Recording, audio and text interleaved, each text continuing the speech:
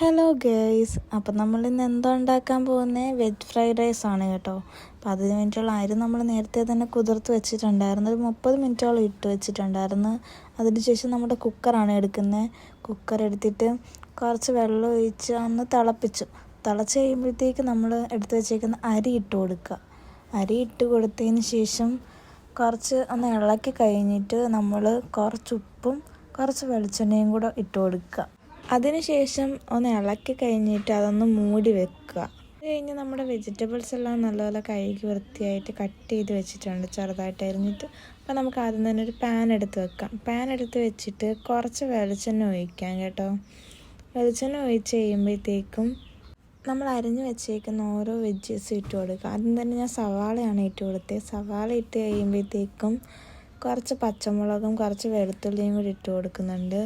അത് കഴിഞ്ഞിട്ട് നമ്മുടെ ക്യാപ്സിക്കം ഇട്ട് കൊടുക്കുന്നുണ്ട്, ഗ്രീൻ ക്യാപ്സിക്കം.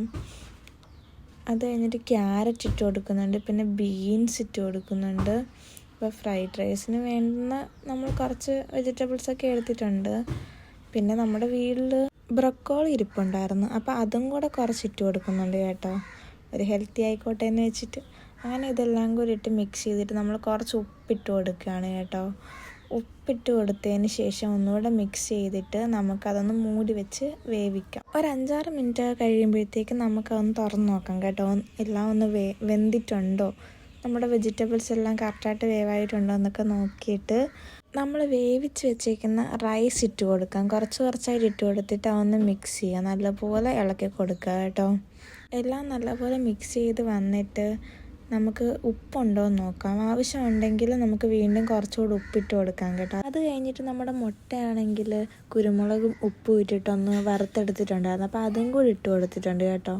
എന്നിട്ട് ഇതെല്ലാം കൂടെ നന്നായിട്ടൊന്ന് മിക്സ് ചെയ്ത് കൊടുക്കുക.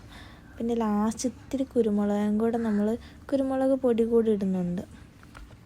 അത് കഴിഞ്ഞ് നന്നായി മിക്സ് ചെയ്ത് വരുമ്പോഴത്തേക്കും നമ്മുടെ ഫ്രൈഡ് റൈസ് ഇവിടെ റെഡി ആയിട്ടുണ്ട്. എല്ലാവർക്കും വീഡിയോ ഇഷ്ടപ്പെട്ടെങ്കിൽ എല്ലാവരും ഒന്ന് സപ്പോർട്ട് ചെയ്തേക്കണേ.